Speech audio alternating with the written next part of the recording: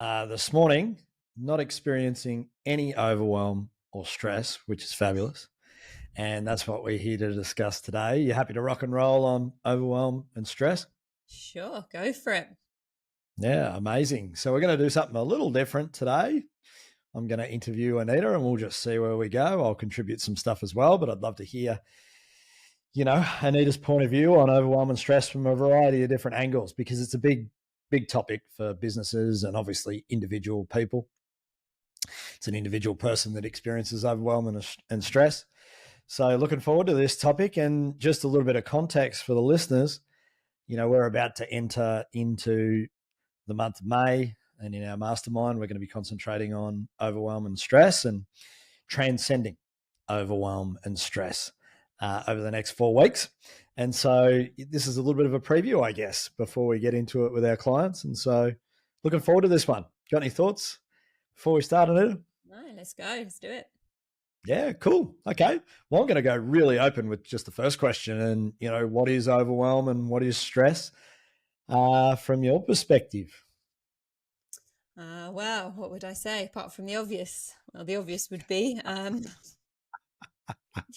what would we say about overwhelm? Overwhelm is when we have maybe too many things, in theory, too many things going on in life, let's say, and we keep piling stuff on, and then we keep telling ourselves that we're overwhelmed.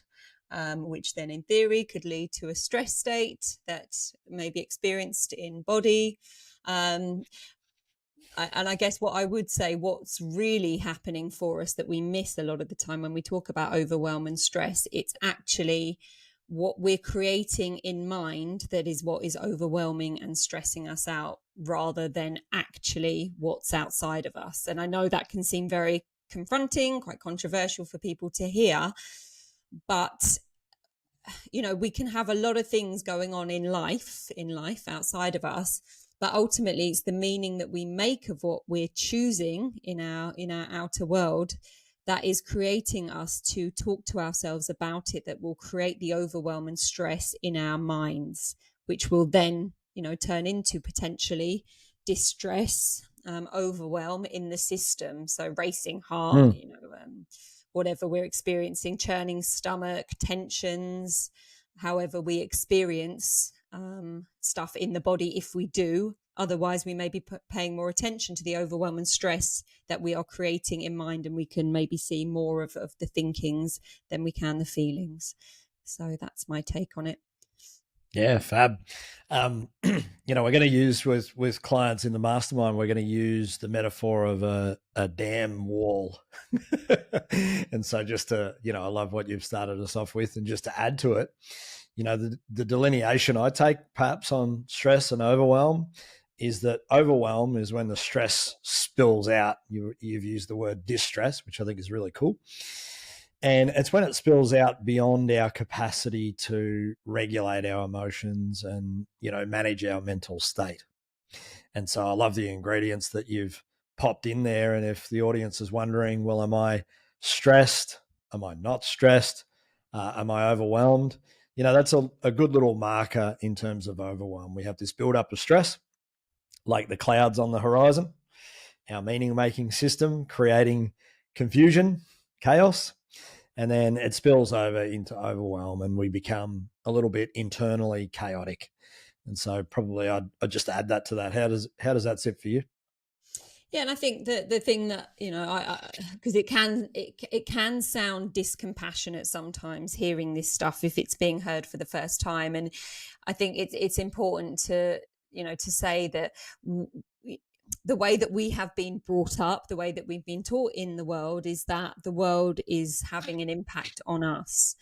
And what we don't get taught is the impact that we are having on ourselves through our own internal system.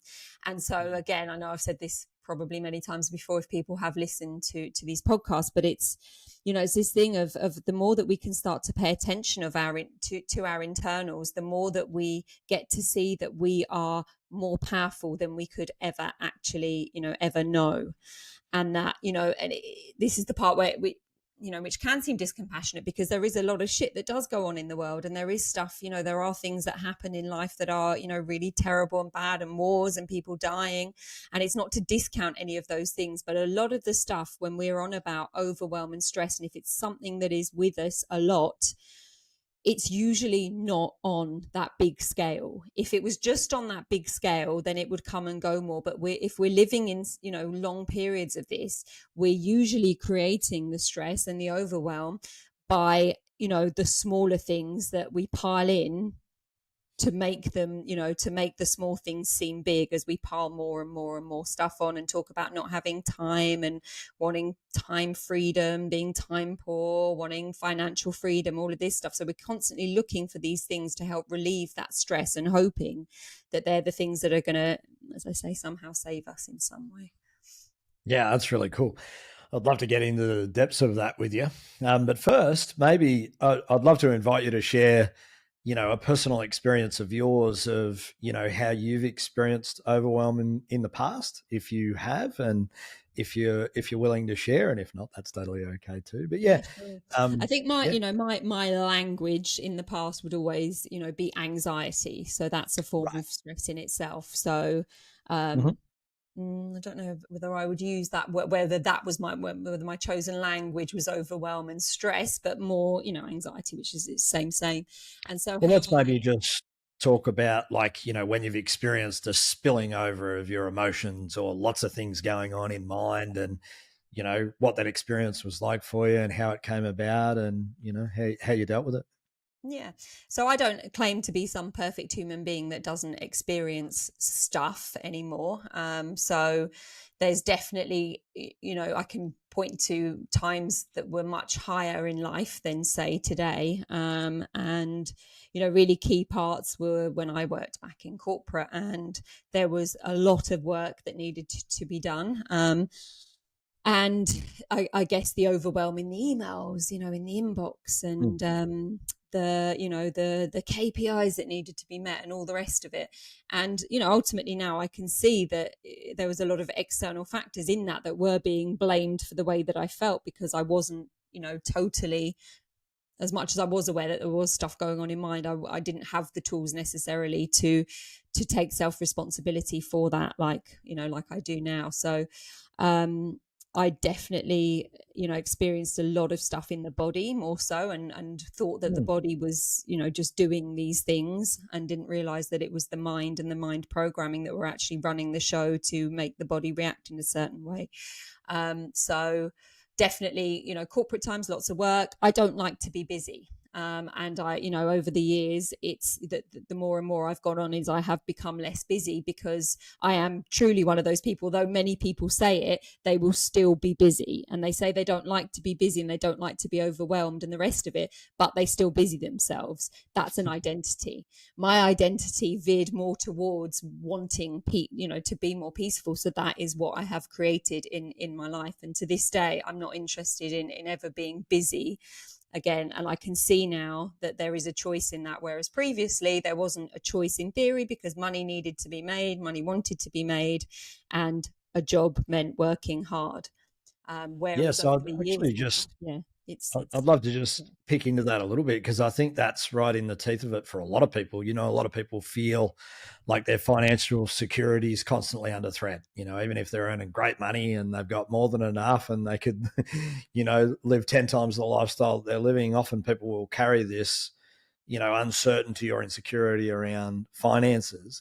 So I'd love to just actually dive down with you a little bit on, when and how you made the choice that busyness wasn't a thing for you and you were going to go for the peace, and how you dealt with the money situation. I'm really curious about that. Well, there was always money, and that was the thing. So that Right. there wasn't not money. So the Yeah. story that was being told was there was a security in the job, yet there was plenty of savings in the bank. So it Mm. wasn't that there was a story running, but the actual truth of it, and this is kind of going back to what we're saying, the truth of it was that Mm. everything externally was actually fine. It was the meaning that was being made inside. Yep. And so in terms of there was a point in my life, I guess, where it suddenly became a priority now that my happiness, let's say, we put it to that back then, was more important than the security of the job. And so at that point, there was a shift that was made to preference, feeling better. And yeah, leading a bit of a different life. So that was when I quit my job.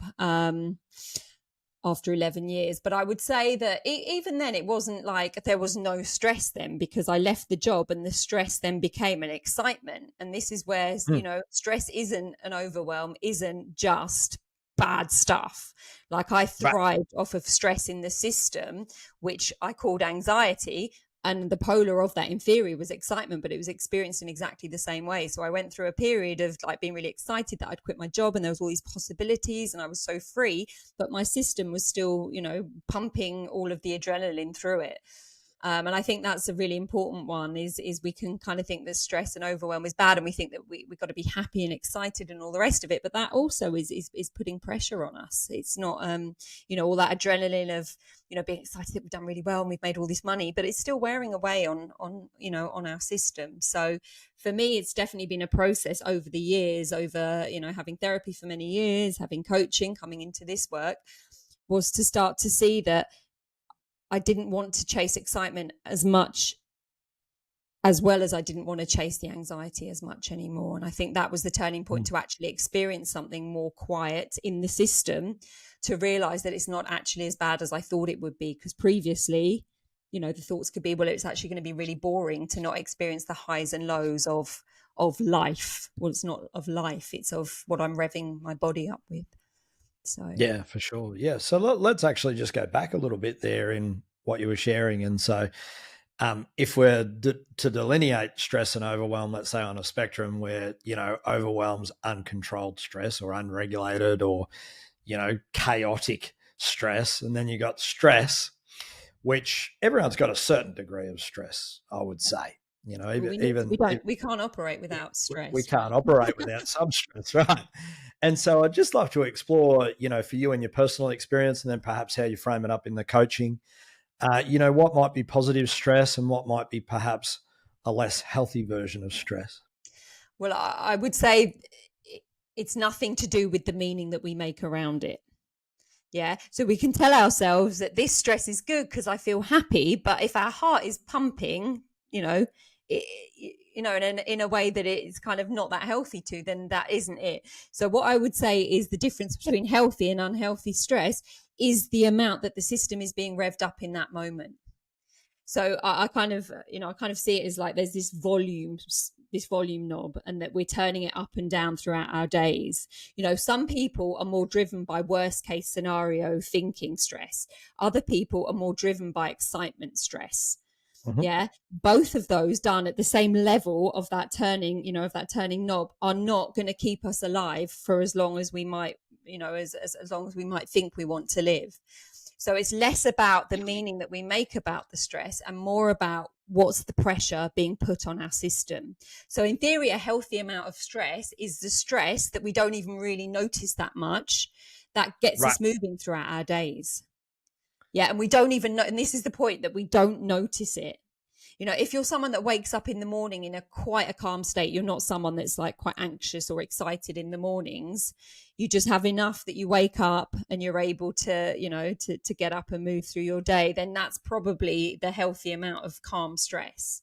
For some Right. people, that ain't all right. I know for me, in the days of anxiety, or even excitement, it was needing that massive rush in the morning to get me going. That's not healthy. That wasn't healthy. Yeah, right, right. Yeah.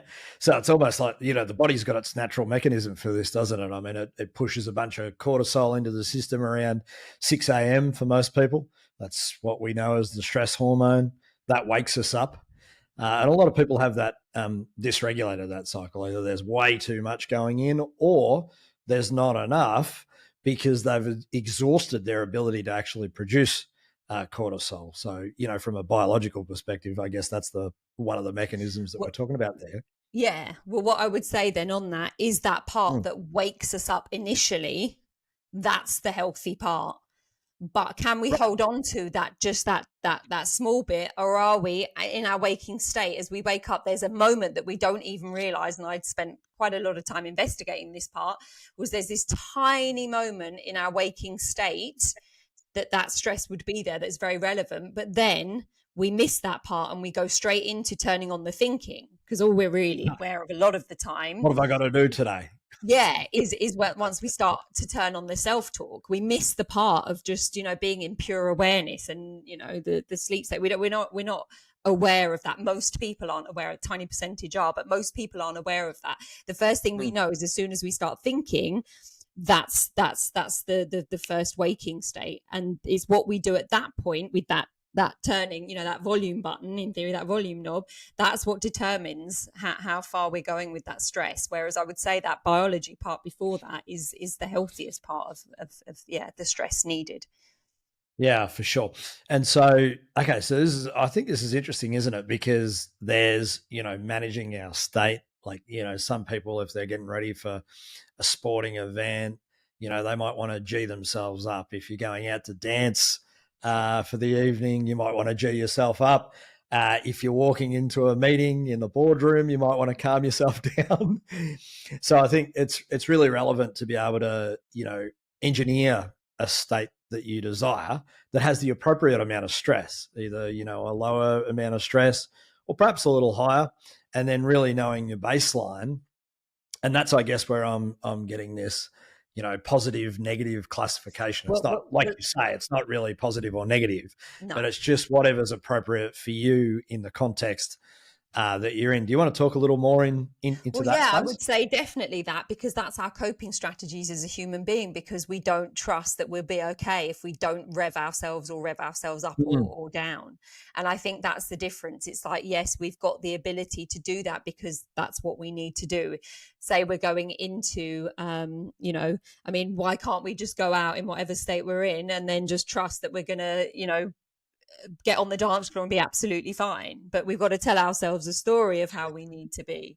Same as, like, I remember doing, in the past where I've done public speaking events, and it's been like, there's either been some real nerves going on in that moment that are positive in theory for me to get out there and do what I need to do. And then there were times where there was nothing running. And the times where there was nothing running and I felt quite peaceful, it was weird. And I was like, I'm not going to be entertaining to this crowd in this state, because my whole thing is to be revved up and to put on a performance. So those nerves are what help that. So it's like we need that, because we don't realize that we would be okay to operate from a calm state. So it's not to say, we can call it positive, negative, or whatever. It depends on the individual as to what they need, and I think that's the determination of it. Right. Don't think that that's the absolute best of you, but understand that that's what you need in those moments. To prepare yourselves for, whatever you need to in whatever states you need to be, to talk yourself through, to power positions, whatever it is, all of that stuff. It's what we need, that's what we currently need. But is it the potential and best of us? Probably right. Not. Yeah, totally. So, it's really interesting, isn't it? There's sort of 4 categories or 4 labels that get thrown around that are all really similar. There's overwhelm, there's stress, there's anxiety, and then there's this burnout. And, I've read in some places that, 61% of people believe that they're burnt out, which is kind of, let's say an indication that you've been overwhelmed for so long that you're now physically exhausted and you have no choice in the matter. You're just exhausted. And it doesn't matter what you do to prime your system, you're flatlining. And so, there's these kind of 4 dimensions. I wonder, in working with your clients, what do you see the most, and what conditions or what contexts or circumstances lead them to explore, stress or overwhelm with you? What it comes down to is their thinking mind, right? I don't tend to pay too much attention to the detail in the language. It's more getting meta to it. Would you say that there's, because you can be overwhelmed, let's say, in a work context, you can be overwhelmed in a relational context. So a lot of people, there's been a lot of talk in the last few years about emotional flooding and, attachment systems and et cetera, et cetera. And a lot of people talk about this flooding, where they feel like in relation with someone, that they're being flooded. That's another metaphor for overwhelm. So the emotional content of the conversation, it might be too intimate, it might be too much, it might be the wrong time or place. So a lot of people are talking about this emotional flooding at the moment, which is overwhelm. Yeah. How much of that do you see in your coaching? I mean, this is where this kind of, this is maybe not what people want to hear, because they want to hear the labels and the language. But ultimately, I can sit here and try and think of the stories of things. But ultimately, what we're doing in this work, when people sit with me, is we are investigating the quality of what's going on in mind. So whatever story any client comes to me with, whether it's a work story, whether it's a relationship story, whatever's going on with their kids, with their partners, with their blah, blah, blah, we're getting straight down into the programs of the mind that are running. Yeah. So when they come in and they're saying they're anxious or they're overwhelmed, we're looking, well, what's happening? We're running worst case scenarios. We're worrying about the future.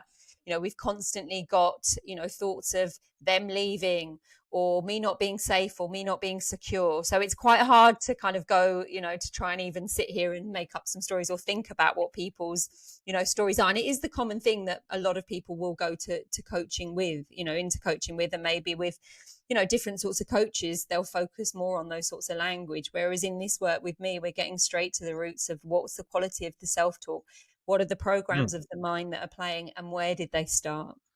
So I think for me, it's like, what are we talking about here? Always, it's our childhoods. It's our childhoods that bring Of us to the course, of situations. course. And just for the audience, I guess what I see the most is two things. Usually I see, number one, I'm just not getting the outcomes in my business that I want. Sure. And so then my natural response is to do more, to try and have more, rather than perhaps focus on the being side of things.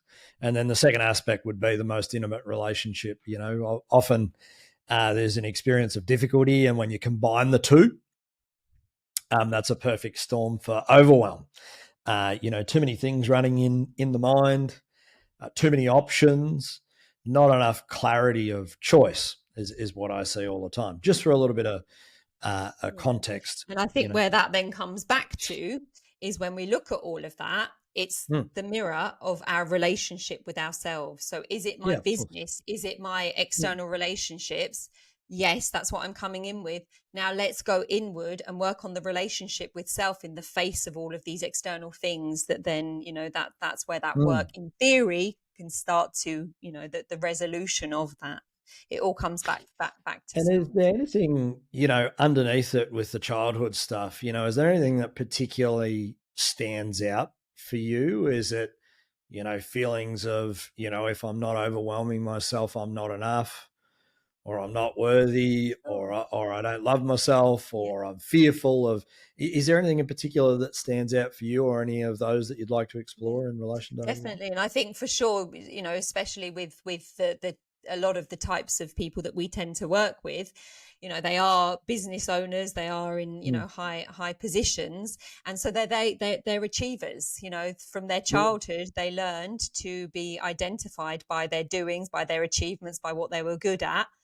And so from that, they've carried on through life. So to not overwhelm self, to be, to live a life more like me or something like that would just be like death to them. Because if you're sitting around listening to podcasts all day, looking at the birds or whatever, it's like, who am I? What a waste of time. I'm not going to get recognized or, or praised for that. I can't be lazy. And so for sure, it's what we've learned in childhood that has brought us to needing, to be stressed and to be kind of in that panic state of, I've got too much on. I want to be time free. I want to be, financially free. And it's kind of like a story that we tell ourselves. If we're not living that life, we don't really want it. And this is the part that can really freak people out. It's like, I do want it. I don't want to be this stressed. And it's like, but if you really, really wanted it, you would be doing something different now. And people find this really, really hard to get their heads around. But it's like, or they may not be aware. Is we work towards going, stop lying to yourself that that's what you want. And let's be really clear in this moment. What you're doing is what you really want. And they're like, no, I don't. And it's like, come on, then let's really work through this. What's the positive intention of you absolutely fucking yourself with all of this work and all of this? What is it? And eventually, when they get really true with themselves, it will come back to an identity piece. Of Yeah, if I'm course. not Yeah. doing anything, if I'm not earning this amount of money, if I'm not doing this business, if I'm not being useful to other people, then there's just no purpose. And once we can get to Yeah. that, it is very confronting for people, very confronting for people. But at least when we can recognize that, that's the starting point. Whereas when we're in denial, just saying we want something that we're not living, and then we're trying to get to that goal without looking at the deeper stuff, it ain't going to change. So it's really, really key to look at that. Right. And I'd like to add another thing that I think is seen here, that some people are just not aware of how it could be different. So Sure. when we ask them the question of, well, do you actually want that life? Some people will say, yes, I do. And one line of inquiry is, well, why don't you have it? Some people just aren't aware of how that might be possible. And Sure. so they kind of have this, construct in their mind that, well, if I worked 50% of the time that I work today, then I'll make 50% of the money that I make today. And they've got this false belief, or this false understanding of the way business works and the way that they work. But for some people, I just want to share that they mightn't be aware of the possibility of doing something different. Absolutely. And there's fear. What if I don't make that Yeah. same money? And the interesting Yeah. thing is, and this isn't to scare anyone, because some people do still make the money, some people still do make more, but some people don't. And they're absolutely fine with it because they have their freedom, which is not financial, it's freedom of mind. And yes, they're earning a little bit less than they might have been before, but they're living more simplistically because they don't need to keep buying all of the stuff to make them look a certain way for their self-image. They're surviving, they're still doing what they're doing, but they're living more of a free life. Like life is a bit more of a holiday rather than needing to be making all this money to go on the holidays to get away from this life. That was definitely me, at points. And Life is there to was be that point for enjoyed, me as right? well where it was, am I going to make the money? And then the minute the money did start to come in, it was like, and it was the same money that was made before. And I'm not claiming to be some really rich millionaire, so no one please take, but it's always enough. What? And that's the thing for me. It's always going, is there enough to be able to live this life? And when I look back at the days where there was, let's say that there was money in the bank and all the rest of it, there was still all of this anxiety running. And then in the later years, when a bit of the money got spent to study and the rest of it, there was less money in the bank, but there was so much more freedom because the work had been done in the mind. And then the money did itself and it came back, and, and it was, but it wasn't as needed as it was in the past, because there was such a association with what the money meant in terms of the security, whereas now it comes and it goes and it's there, and it's just trusted that there's enough, and there'll always be enough, as Yeah. there's the survival needs are met through a different way. Yeah, fabulous. Okay, so I think we're at time. So I'm just going to invite you to share anything that you think would be in service of the audience on the topic, just to close us out, and Yeah. we'll see where we go next week. Yeah, it's been great. Yeah, I love to. So the really key thing that was really obvious to me, or maybe even later obvious, was how stress can manifest if we don't recognize what's happening in the system, whether it's mind or body. Our system may throw out an illness. It could throw out something that will start screaming to us. And I know with me, one of the key factors for me over the years, I was always pretty aware of the racing heart and the rest of it because it was pretty severe. But for me, there would be skin conditions. Yeah. So psoriasis was something that was developed. And I would say that was developed more from an excitement perspective back in my 20s, when I was running a lot of adrenaline through the. But I never knew that. And it wasn't until I started studying this work years later that I actually managed to heal myself naturally of psoriasis, because I started to learn about the emotional body. And so for me, there's this, and whenever stuff does happen for me, there'll often be something on the skin that I will see. That's my way. Other people will have that, different things that may happen. But for me, it's whether it's like maybe a cold sore comes up, and it's really watching whenever these things happen, or there's some skin irritation happening.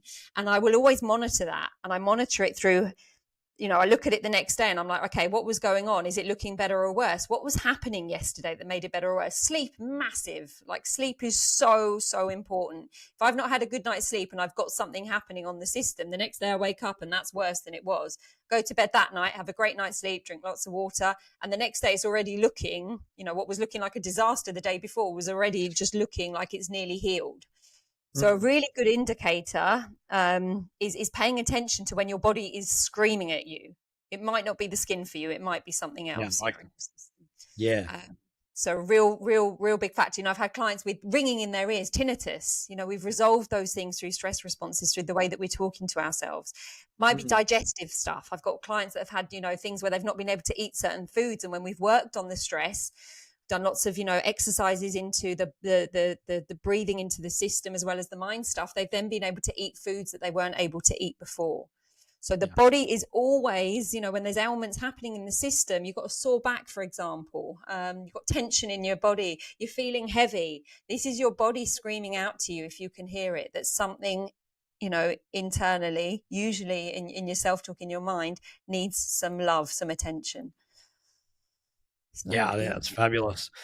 That's a whole other topic in itself. It's, I love that you shared the skin as being one way that you can identify this stuff in yourself. And, I was the same as a kid, not psoriasis, but eczema. And I was always an asthmatic as well. So my lungs are the weakest part of the body here. And that's a whole other topic. But one thing that was really interesting to me that was only really recently came into my awareness was, that link between the skin and your immune system and the stress. I'd never made such a strong link before. And, one of the things that came across my awareness just, recently, as I was saying, was that some people see the skin as a presentation of an inner conflict within oneself, and the immune system and the self, let's say, are having a little bit of an overwhelming conversation, and it comes out in this external presentation. I love where you've gone with that.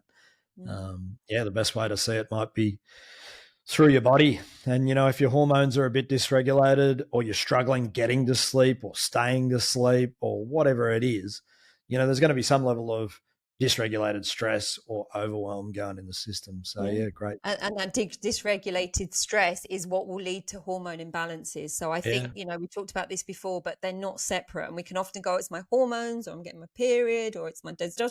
It's as if it's something separate to part of the healing. And, and I'm not claiming that I never, go and get help with anything, but I often have a little laugh when I'm going and I'm spending all these money having, all these treatments done, because I just sit there and I laugh at myself, because I'm like, I've got everything within me to heal this within myself.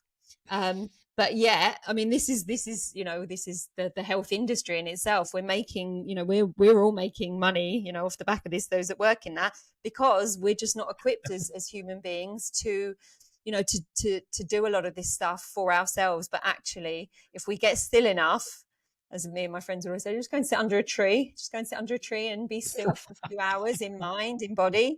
And there's the greatest, medicine cabinet in the world.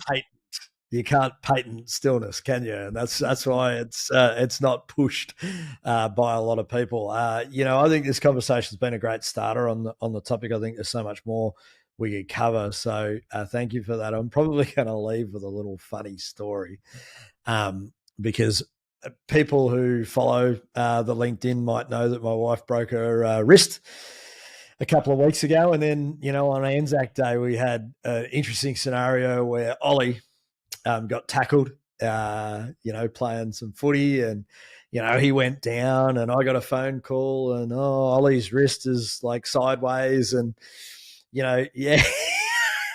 I tell you, Anita, it's like a modern fammy.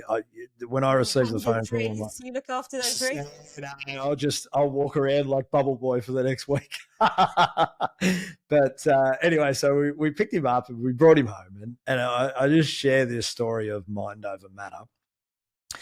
Now, Jo has, she's a type 9 for those that know the Enneagram, and she runs a little bit of anxiety. She's got a fairly strong 6 in her as well. That's She a runs a fair bit of peacemaker and a loyalist, if anyone yeah, is yeah, peacemaker. peacemaker and a loyalist. So she was overwhelmed with this scenario. And she was like, "Oh, we got to get him to the hospital. We got to do this. We got to do that. Is it broken? Is it this? Is it that?" And as best as I could, I realized that the counterbalance to that, or the polarity of that, was to be as calm as possible and just, really be still and observe the situation for what it was. And so I looked at his wrist, and it looked fairly swollen. There was no bruising. I asked him to move his fingers. I asked him to, move his hand up and down and side to side. And, he could do it, but he was complaining. And, all he's a little bit of a drama queen at the moment, which is probably developmentally appropriate. But, he wanted the care and attention and the love and everything. And so it was right in his sweet spot. And anyway, I said to Joe, I said, well, even if we take him to the hospital, really they can't do anything for this. And all they can do is put it in a cast or in a splint and give him some stronger pain medication than what we've got here. So for the time being, I think we're going to give him some, Nurofen, and we'll see how he goes. And Joe was okay with that. And anyway, to cut a long story short, I said to Joe, I said, we'll run a test. We'll run a test of mind over matter. And so we've got this wrist in whatever shape or form it is. We don't know whether it's a break or a sprain. And I said, I'm going to give him his iPad. And the way he holds the iPad and the way he plays with it and interacts with it will tell us straight away whether he's got a broken wrist or whether he's just sprained it. So we gave him the iPad. And of course, straight away, like both hands were all over it. He was holding it like this and da-da-da-da. And I just looked at Joe and I'm like, yeah, all of a sudden, when he's got one thing to focus on, and it's not the drama of what might have happened to his arm, he was okay. And so despite there being physical pain present, et cetera, for the next hour, he was just off, present, and still with his device. Now, feel free to judge me out there in the audience as to my parenting on the device use. That's okay. But I think it's a classic case of, overwhelm and a scattering of thoughts, and then becoming present and still, however you do it, whether it's a tree or whether it's a device or whatever it is, and mind in relation to matter. And you've covered that beautifully today. So thank you so much, and looking forward to continuing on the discussion. Is there anything else you'd like to leave us on before we close out? No, I think that's everything. Yeah, wonderful.